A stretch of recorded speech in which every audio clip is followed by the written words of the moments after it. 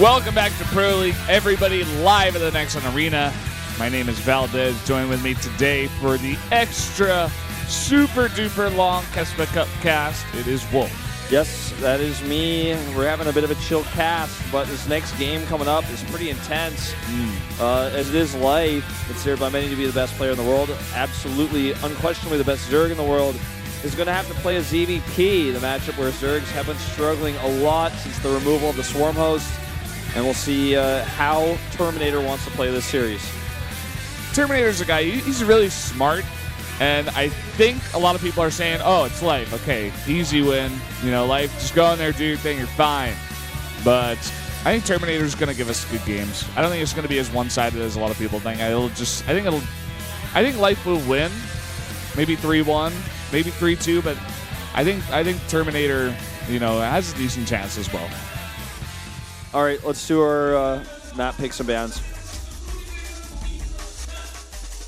Life?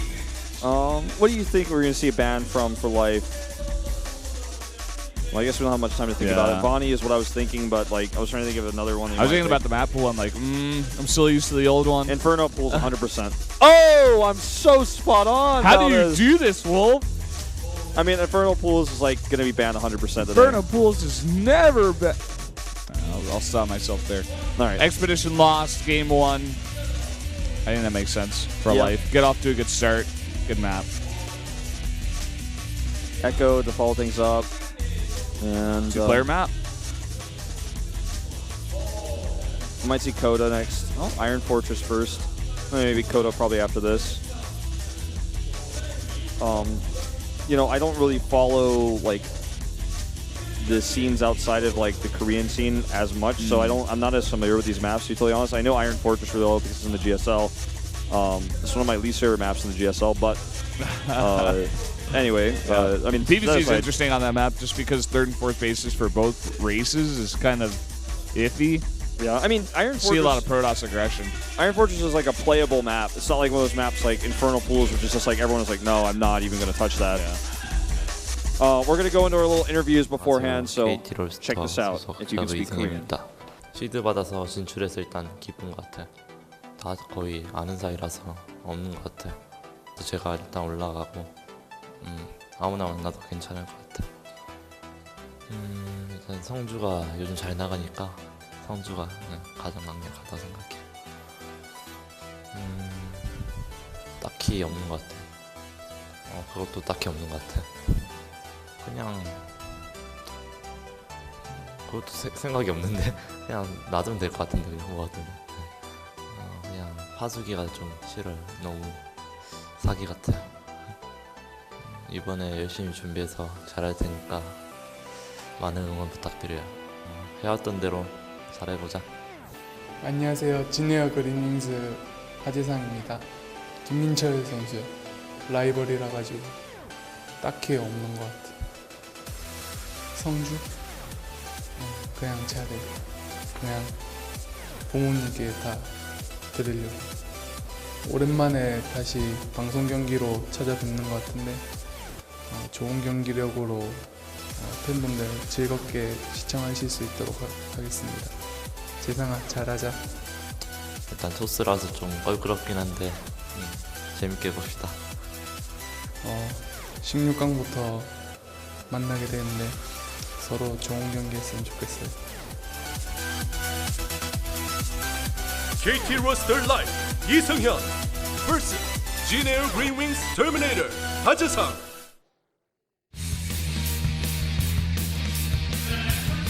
Interesting couple of interviews there. Both players kind of, I don't know, low-key. Terminator's like, yeah, if I win, I'll give all the money to my parents. Yeah. Interesting. Well, here's a shot of life. Whoa. Look how many games this guy has played. So many games. What is that? He's played so many pro league games. He's played in so many individual leagues. And the thing is, the more games you have played, often is an indicator of how good you are. 711. Like, think about it this way. Even if his win ratio was directly 50%, the fact that he's played more games than most people means he gets deeper in most tournaments than most people, because the longer you get in the tournament, the more games you play. The more games you play, the more time you're fielded in tournaments and team leagues, etc. I mean, look at the difference.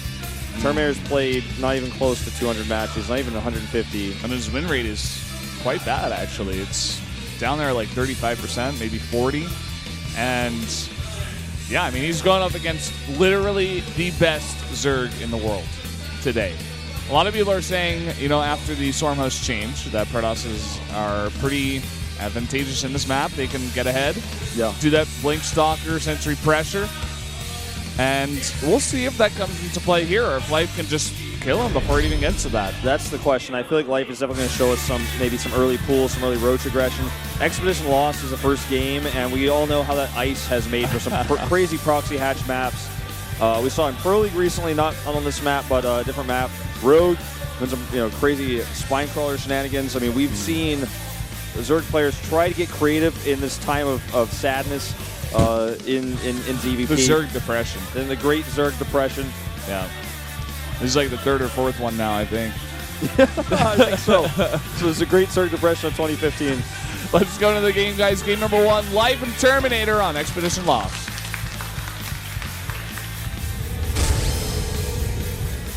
KT roster life 이성현 vs G-Air Green Wings Terminator 하재상.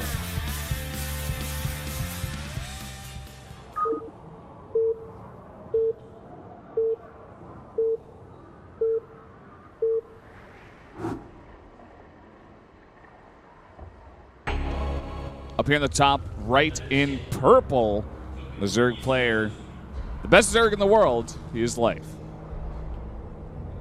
Bottom left in yellow, it's Terminator, called Hominator by a lot of his Korean fans, mostly by Sojung in the English shirt.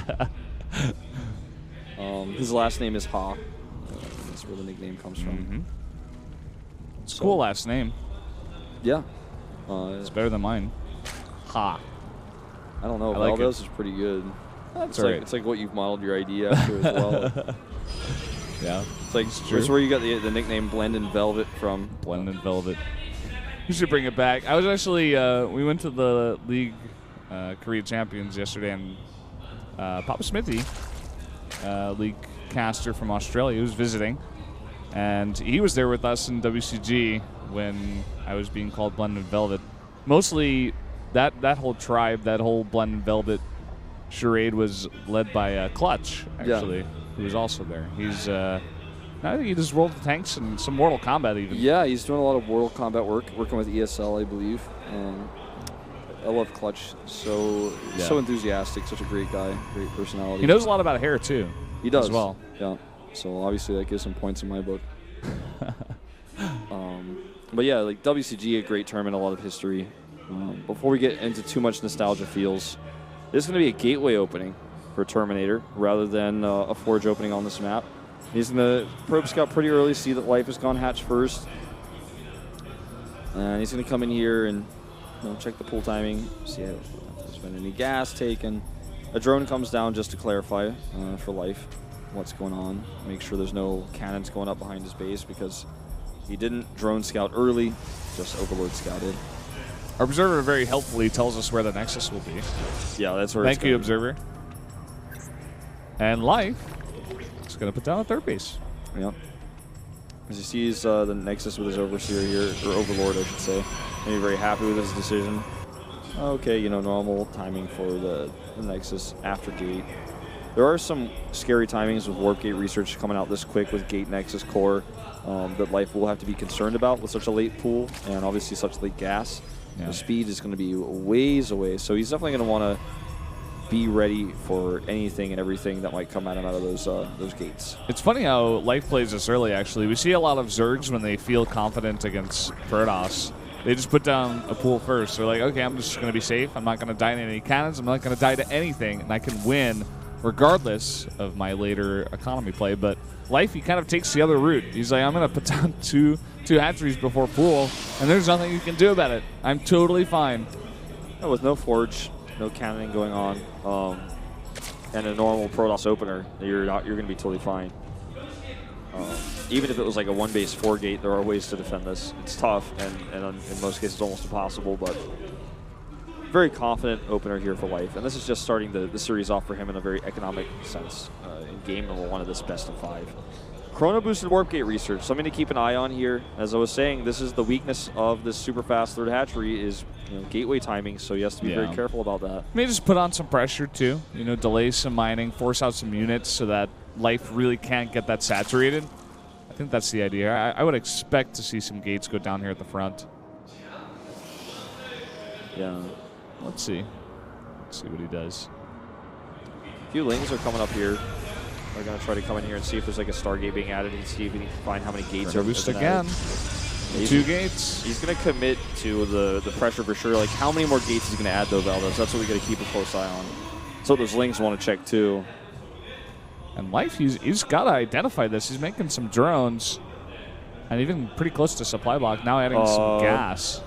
Stalker not ready. Okay, he can hold position this. Saw the chrono boost though if he was looking. And that's a pretty big tell. Yeah, 14 lings go up immediately. 18. Look at that. This is actually how StarCraft is a game. Like that one little tiny piece of chrono energy. And he's like, oh, 22 lings are coming. It's pretty beautiful. It's like so important to hide every piece of information that you can in StarCraft. Life's going to be fine. He's going to have so many lings. They are slow lings. Yeah. But actually, this might even force a recall. Oh, he's actually, well, never mind. Yeah, now Terminator's just on the run. And Life immediately switches back into drones. This is a good position for the pylon if he wants to warp in here. But it looks like he's going to warp sentries in at home to try to help deal with these lings. He also doesn't know that speed is not even started. It is now, but like he might be scared like, oh my god, speed's probably about to finish. And what happens then? But with this many sentries, obviously against slowlings, he's going to have no trouble whatsoever. And he can probably just transition now into tech, which I'm not sure what he's going to do here. I mean, I'm guessing he's probably just going to go ahead and add a Twilight Council and try to end up doing that kind of eventually blink and pressure while he gets a third base. He's got a forge on the way. I think he'll just take a third base, put down some cannons, get a lot of sentries, and just try to transition from there. Yeah. Terminator, or rather Life, is beginning to break down that back ice. Only a few links can hit that, so it's going to take a little bit of time before that actually gets settled out. And a few units warped into that pile, and the pylon actually remained. So Life didn't clean that up, and that could come back to bite him here. His ling speed is still not done. It's getting closer. There's more and more lings on the way. Road Swarm is not even yet done. All right, force fields here are going to allow so much room for Terminator to actually do some damage. Look at that. Traps those drones. Now he can drop another force field. These sentries doing so much range damage. Those force fields are beautiful. They're so well placed. Very little overlap. And there's the recall. It just gets out pretty safe, forcing a ton more units to be made, even a spine. Terminator's doing a good job so far, especially with that attack compared to the last one. I mean, even the last one forced out 22 lings. Just a huge amount of units. Life at 57 drones only now. And Burrow on the way. Yeah, Burrow starts to make me feel like we're going to see some Burrow movement roaches in this game.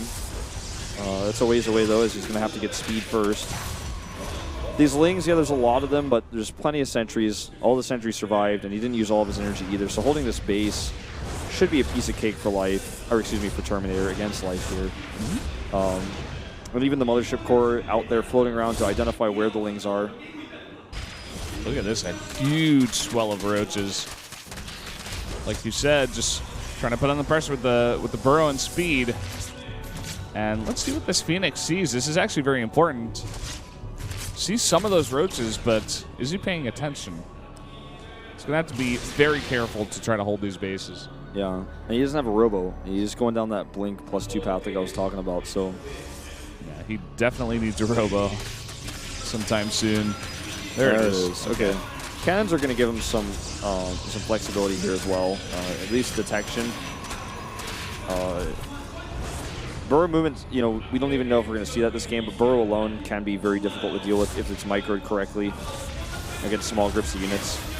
Here we go. Those force fields are super late, and lings get through. Yeah, see, they would have been great if he stopped the lings from coming through, because now he's can trap these roaches here and pick them off. Unfortunately, though, he lost some of his sentries. Now he's actually panicking over here at the right side as well. There's some decent force fields, but he doesn't have the DPS to finish those roaches off that he trapped at the front. There's the burrow. It's like, why did you get burrow if you're not going to use it? Now he's getting it out there. Robo is just now finishing. And again, another huge wave of roaches. He can stop these again. They don't have burrow movement, but oh no! The probes! Oh my god. Nothing going right now for Terminator. So many of his sentries have been picked off before he even puts on any aggression. He has like 4. And look at this. There's a gigantic amount of roaches coming in here. Yeah. And Terminator is running out of energy. Does not force field the ramp. Finally he does.